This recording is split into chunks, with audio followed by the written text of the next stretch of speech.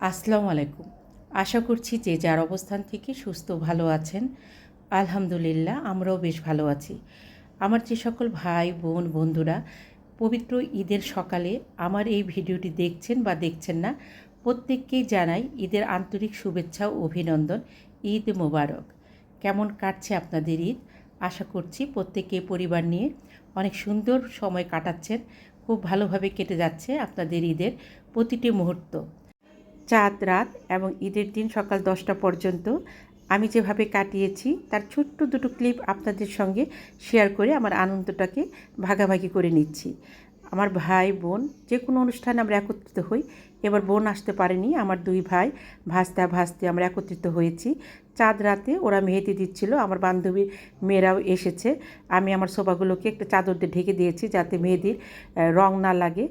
বাসায় যখন লোক সংখ্যা অনেক থাকে তখন ঘরবাড়ির অবস্থা খুব একটা গোছানো থাকে না।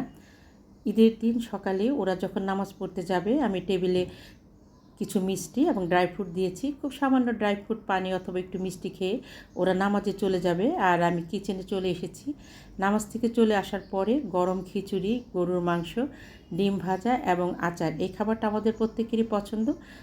মিষ্টি খাবারগুলো চাঁদ রাতেই করে রেখেছিলাম।